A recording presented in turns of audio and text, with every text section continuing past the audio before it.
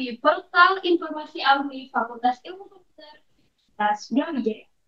Hari ini kita hadir dalam acara spesial yaitu Pojok Alumni Super Fakultas Ilmu Komputer. Pojok yuk guys. Nah, perkenalkan saya Saliza Alia sebagai host hari ini di Mojok bersama sosok inspiratif yang luar biasa. Kita kedatangan tamu spesial hari ini. Beliau adalah Kak Frodi Fernanda Ferdianto, alumni Teknik Informatika Fakultas Ilmu Komputer angkatan 2013 lulusan S1 Universitas Brawijaya.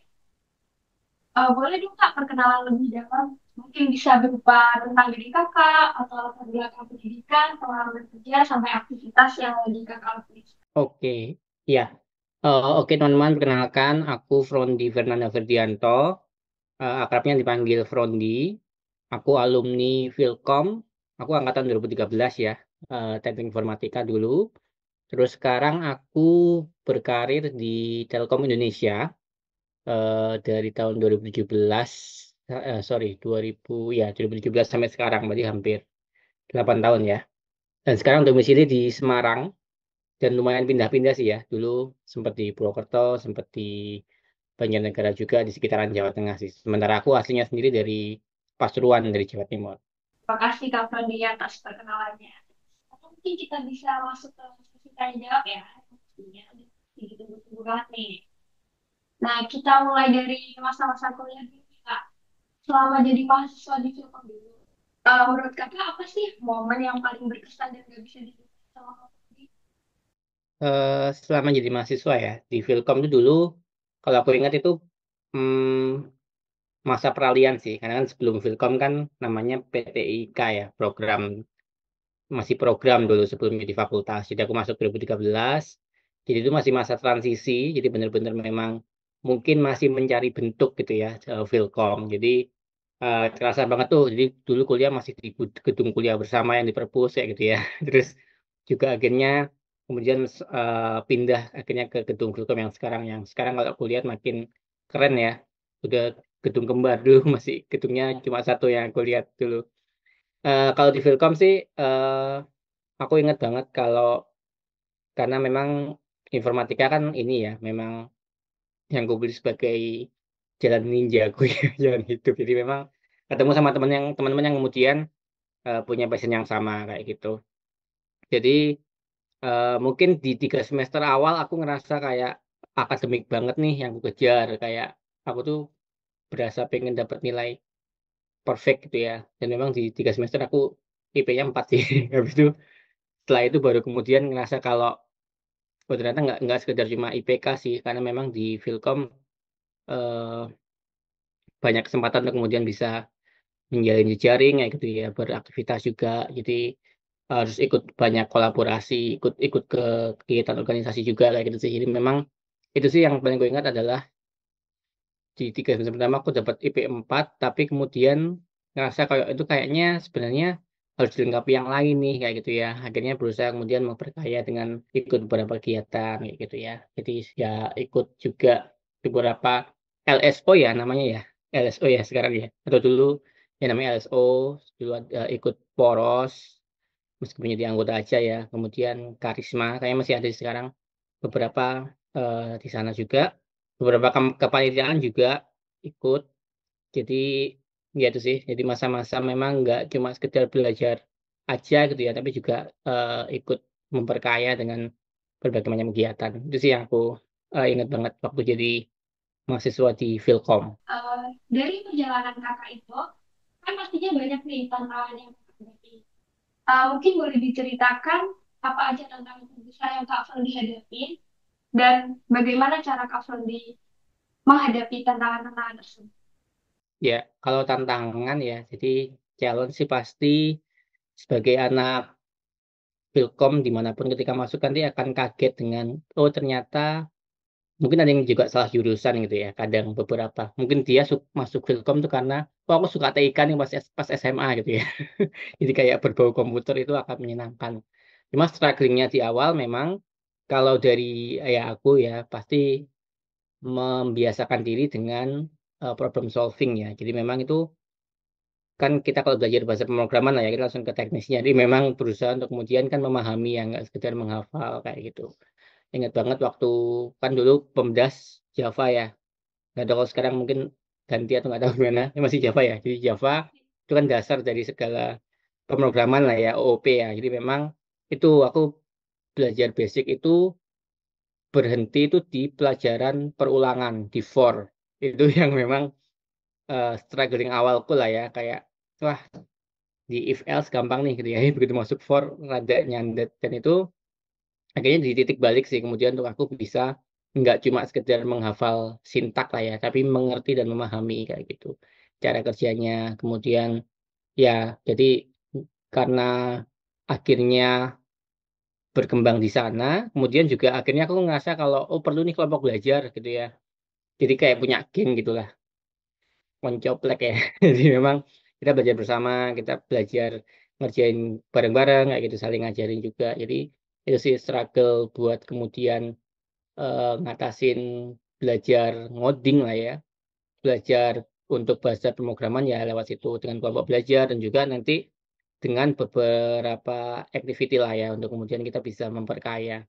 Jadi selain aku pertama struggling di pemrograman, yang kedua adalah kemudian di manajemen waktu karena setelah semester 4 itu kan kemudian mulai banyak kegiatan lah ya yang ku coba ya gitu. Jadi memang berusaha untuk memaintain supaya imbang antara akademik dan non akademik kayak gitu. Jadi ya caranya sih sama ya, mungkin dan sangat basic ya kemudian untuk menjadwal. Jadi aku sudah terbiasa untuk menjadwal, jadi mengisi kalenderku dengan time block kayak gitu. Jadi kalau memang ada matkul jam segini, oh berarti kegiatan lainnya juga seperti ini. Termasuk juga skala prioritas ya, kemudian untuk bisa atur waktu belajar juga.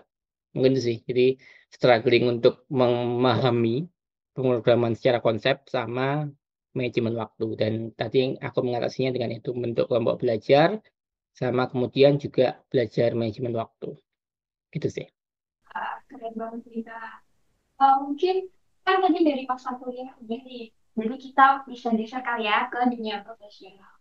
Nah setelah Kak Frondi terjun ke dunia kerja dan dunia usaha nih, menurut Kakak apa sih perbedaan yang paling mencolok yang dirasakan dibanding saat masih kuliah? Jadi transisi ke dunia kerja ya tadi ya. Eh Memang ya sebenarnya kuliah itu kan ini ya sekelumit lah ya, belum yang menggambarkan aslinya kalau gitu. Jadi memang ketika kemudian masuk berkarir, utamanya eh, cukup banyak pasti yang menjadi gap kayak gitu. Mungkin secara hard skill kita mungkin sudah dilengkapi gitu ya di Vilkom misalkan dengan berbagai technical skill. Tapi hal yang kemudian aku rasakan yang paling berbeda adalah eh, gimana bisa menjadi orang yang generalis ya. Karena kan aku waktu itu masuk program manajemen trainee ya di Telkom di GPTP namanya Great People Training Program. Jadi memang dia itu cukup generalis ya gitu ya. Jadi memang penempatannya itu dulu ya waktu itu masih belum sesuai dengan job function, belum sesuai dengan jurusan lah ya.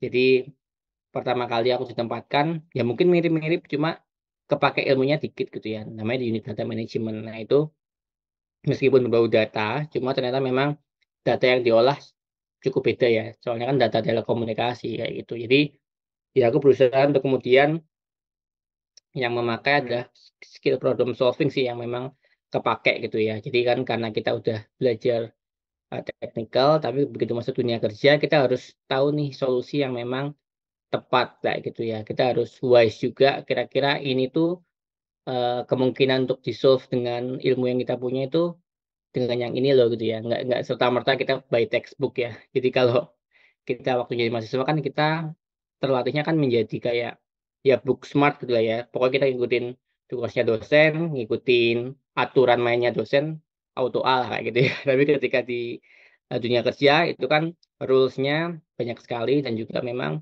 real ya yang apa kita impact yang kita lakukan itu setiap action kita itu impact ke realnya entah itu di performa perusahaan ataupun juga nanti ke bagaimana kemudian bisa bicarakan kalau bisnis revenue ya gimana revenue itu bisa terjaga dan sebagainya kayak gitu. Jadi memang itu jadi gapnya memang gimana kita beradaptasi juga meskipun di posisi yang memang nggak kita inginkan gitu ya. Bahkan aku kemudian sempat di marketing juga untuk memimpin teritori juga. Jadi yaitu ilmu problem solving dan juga gimana kita menyelesaikan dengan solusi by data itu juga akhirnya jadi bekal juga sih gimana cara kita mentranslasikan gitu ya problem dunia nyata gitu ya real world problem ke bisa kita solusikan dengan yang kita pelajari kayak gitu itu sih yang lumayan beda ya jadi kita jadi kalau sekarang kan street smart ya di by doing nggak cuma by textbook karena memang harus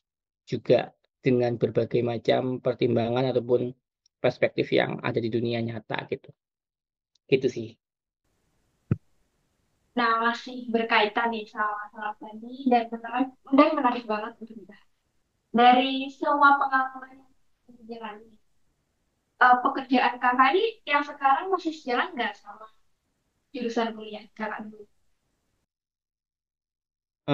Kalau yang sekarang aku kan di performance spesialis ya, jadi memang lebih ke mengolah data lah ya, data revenue, data sales, kemudian juga planning juga. Jadi memang yang kepakai dikit-dikit adalah ilmu database lah ya, SQL kayak gitu, query itu masih. Kemudian data visualization juga masuk. Meskipun dulu aku keminatannya jaringan gitu ya.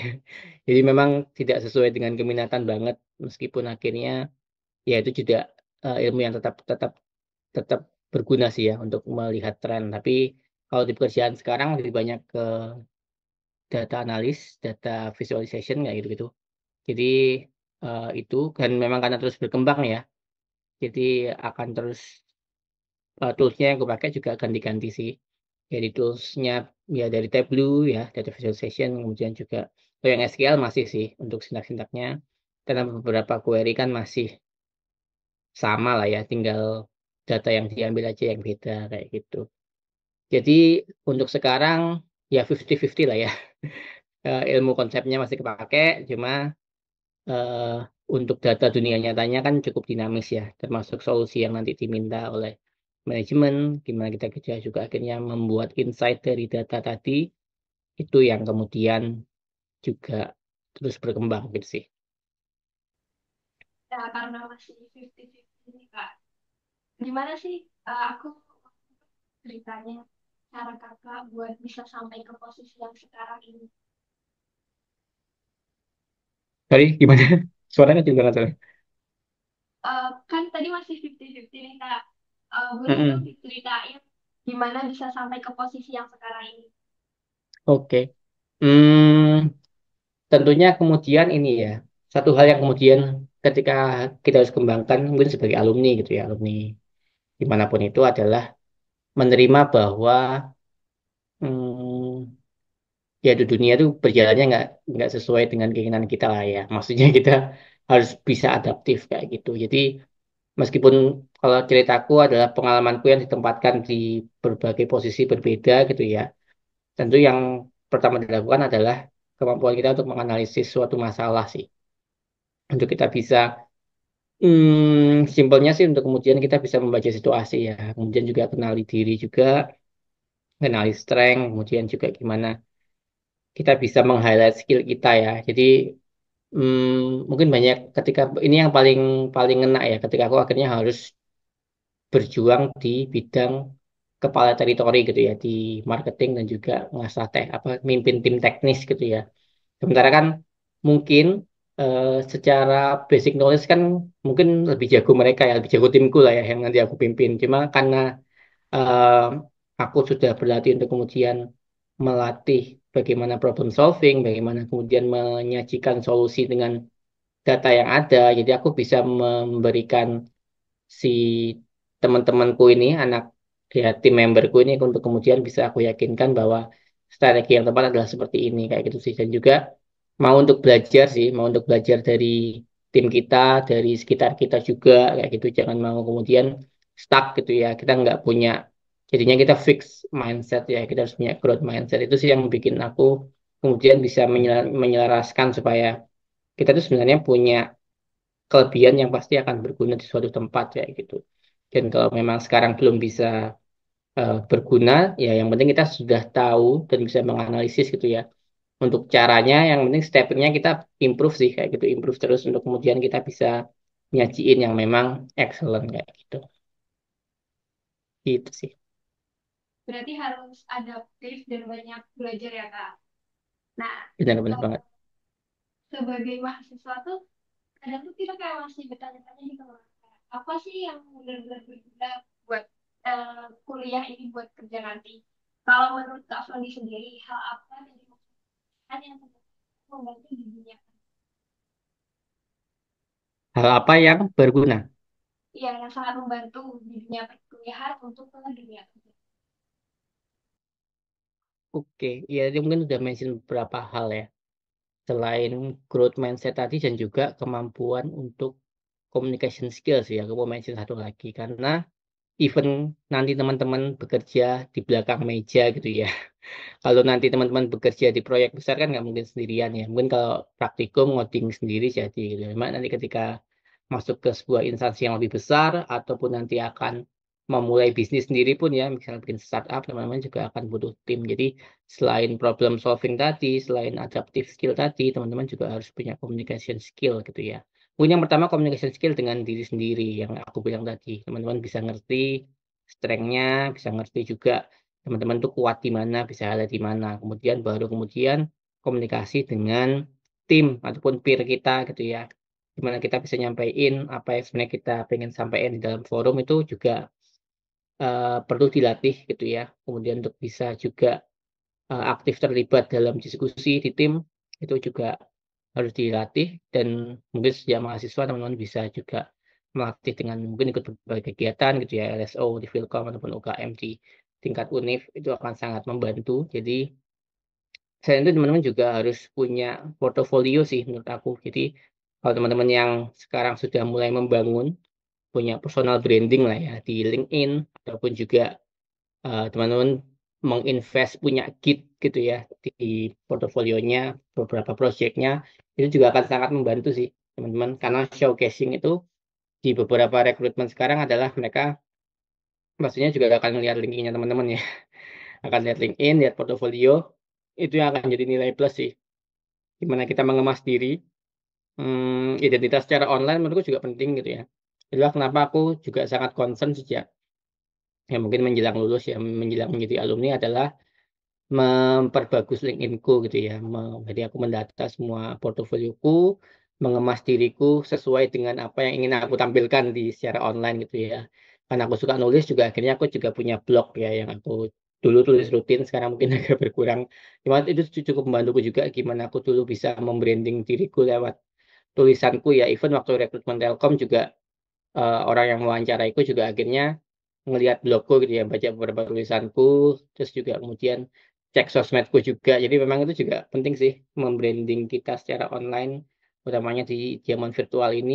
Dan itu termasuk juga di dalam skup besar komunikasi ya, gimana kita mengkomunikasikan diri kita secara online, personal branding tadi. Itu yang nggak kalah pentingnya juga. Berarti personal branding ini benar-benar sangat berpengaruh itu ya, Kak. Ya, Nah, benar banget. sekarang ini kan banyak nih teman-teman mahasiswa yang sedang berjuang untuk menyelesaikan studinya dan mungkin lagi butuh motivasi. Nah, dari kakak tuh apa pesan atau nasihat yang ingin kakak sampaikan buat mereka agar tetap semangat dan nggak menyerah gitu buat menyelesaikan studinya? Udah misalkan skripsi ya, Ya, studi, apa sih menyelesaikan? studinya. Oke. Jadi teman-teman pertama kali ketika teman-teman ada situasi sulit gitu ya, yang pertama harus dilakukan sebenarnya adalah mungkin ketika stres ya, aku bilang ketika burnout, teman-teman harus punya namanya coping mechanism ya. Mungkin teman-teman yang sudah baca beberapa literatur tahu bahwa gimana cara kita menghandle stres itu tadi. Stres nggak selamanya buruk gitu ya. Stres yang baik adalah stres yang kemudian bisa membuat kita lebih sehat sebenarnya kayak gitu ya. Karena eh, stres itu terkadang diperlukan juga bagaimana kita bisa menghandle itu gitu karena kita diciptakan untuk kemudian setiap harinya naik level lah ya. Jadi kalau teman-teman bisa ngerjakan kesulitan hari ini, maka kedepannya pasti bisa ngerjain. Even ngerjain mau menyelesaikan studi, Mungkin kalau raja terakhirnya adalah skripsi ya, teman-teman yang ada di semester akhir pasti kebanyakan momoknya adalah skripsi. Tapi gimana teman-teman bisa membuat skripsi itu sebagai sebuah batu loncatan ya atau platform untuk kemudian itu yang akan menjadi eh, showcase-nya teman-teman. Jadi aku waktu itu beruntung ketika dapat skripsi yang kemudian ya mungkin dapat dari lab lah ya. Dosenku dulu pembimbing Pak Widi Yahya, dosen jaringan ya. Beliau eh, waktu itu open tender judul dan akhirnya aku dapat projectnya kayak gitu. Cuma itu akhirnya terus kepake sih. Jadi ketika mau mengerjakan sepenuh hati, kita tahu why-nya kita ya kenapa kita ngerjain ini dan itu akan menjadi portofolio yang mungkin akan dibawa seumur hidup karir teman-teman gitu ya. Even saat aku kemudian aku kemarin daftar yang program master juga akhirnya kan yang ditanyain skripsi waktu S1 gitu ya. Jadi itu perlakukan itu sebagai sesuatu yang kemudian akan teman-teman bawa di dalam CV teman-teman gitu ya. Jadi kita punya legacy ya dalam bentuk skripsi ataupun jurnal kayak gitu. Itu yang kemudian bisa menjadi motivasi sih karena minimal dari karya tulis kita itu bisa kemudian menjadi disitasi orang lain lah ya. Kemudian bisa menjadi apa ya orang lain bisa melihat itu dan kemudian terinspirasi untuk kemudian mengutip kayak gitu.